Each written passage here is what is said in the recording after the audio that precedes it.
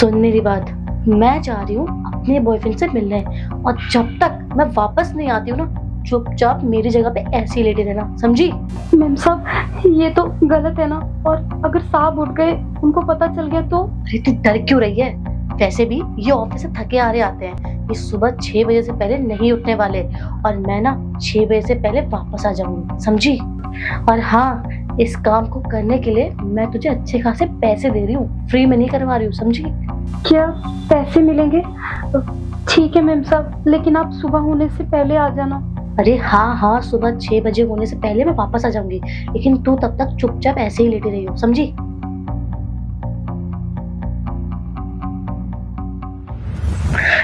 ओए, सो रही है तू? उठ उठ जल्दी।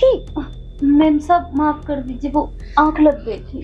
तुम्हें मैं यहाँ पे अपने सांप पे नजर रखने के लिए बोल के गई थी, और तू यहाँ आराम से सो रही है।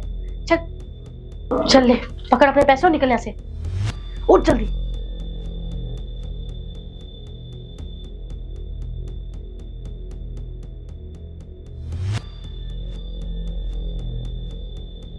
Good morning.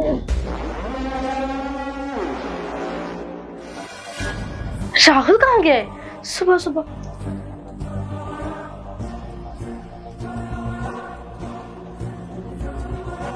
हेलो राहुल, आप सुबह सुबह कहाँ चले गए?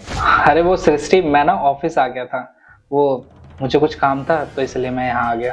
तो आपने मुझे बताया क्यों नहीं? अगर आप मुझे बता देते तो मैं आपके लिए ब्रेकफास्ट रेडी कर देती। अरे तुम्हें ना डिस्टर्ब करना अच्छा नहीं लगा, बस इसलिए मैं चला आया। बेबी कॉफी पियोगे या चाय? ये तुम्हारे ऑफिस में तुम्हारे साथ कोई और भी है? अरे कोई नहीं है, वो हमारे ऑफिस की ना मेड है, बस वो पूछ रही थी कि कॉफी लोगे या चाय। सीरियसली, तुम्हारी ऑफिस की मेड तुम्हें बेबी करके बुलाती है? उसने तुमसे ये क्यों पूछा कि बेबी चाय पियोगे या कॉफी? अरे नहीं नहीं, तुम गलत। खैर छोड़ो, तुम सारे के सारे मर्द ना एक जैसे ही होते हो। तुमने क्या सोचा था कि तुम मुझे इतने टाइम से चीट करते रहोगे और मैं तुम्हारे साथ लॉयल बन के रहूंगी? तुम गलत सोच रहे हो। मेरा भी ना एक बॉयफ्रेंड है, और वो बहुत हैंडसम है, समझे तुम? मुझे पता था, बस मैं तुम्हारे मुंह से ना सुनना चाहता था।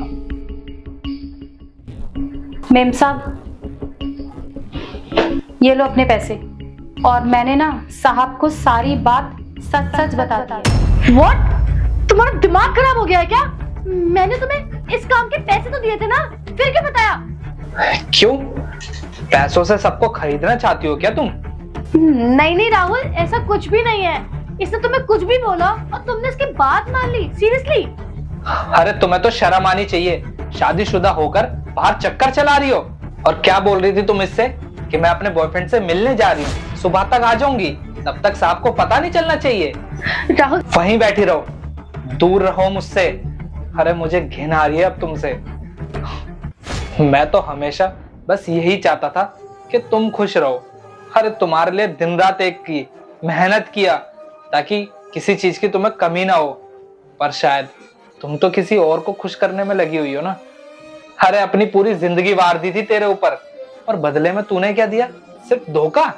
राहुल सुनो ना, हम बैठ के आराम से बात करते हैं, और तुम इस दो कौड़ी की नौकरानी की बातों पे यकीन कर रहे हो? सीरियसली? नौकरानी है, पर इसके संस्कार ना तुमसे ज्यादा बेहतर है, समझी तुम? राहुल मैं प्रॉमिस करती हूँ कि आज के बाद मुझसे गलती कभी नहीं होगी। मैं एक्सेप्ट कर रही हूँ कि हाँ मुझसे गलती हुई है, लेकिन आज के बाद मैं ऐसा कुछ भी नहीं करूंगी। I am sorry. देखो, अब बात करने के लिए ना कुछ बचा नहीं है, और तुम कोई बच्ची नहीं हो जो तुम बहक गई थी।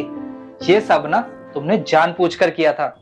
अरे तुम्हें पता था कि अगर मुझे किसी दिन पता लग गया तो मेरे ऊपर क्या बीतेगी, पर नहीं, तुमने ना मेरी शराफत का बहुत फायदा उठाया है। अब मैं ना तुझ जैसी लड़की के साथ और नहीं रह सकता। चुपचाप से अपना सामान उठा और मेरे घर से दफा हो जा, और मेरी लाइफ से भी निकल यहाँ से। प्लीज ऐसे मत बोलो। मैं कहाँ जाऊंगी, कहाँ रहूंगी मैं? उसी के पास जाना जिससे तुम रात रात भर मिलकर आती थी, अपने बॉयफ्रेंड के पास। और हाँ, जब मैं इस घर में वापस आऊं ना, तुम्हारा ये मनहूस चेहरा ना मुझे दिखना नहीं चाहिए।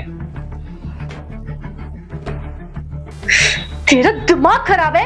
तेरी हिम्मत कैसे हुई राहुल को सब कुछ बताने की? मैम साहब मेरा दिमाग खराब नहीं हुआ है, दिमाग तो आपका खराब हो गया है। जो आप अपने हाथों से ही अपना घर तोड़ रही हो और साहब को धोखा दे रही हो। मैंने तो बस आपके धोखे से ना साहब को बचाया है। आज जो तूने मेरे साथ किया है ना, वो मैं कभी भूलूंगी नहीं, जिंदगी भर याद रखूंगी। अभी तो मैं जा रही हूँ अपने बॉयफ्रेंड के पास।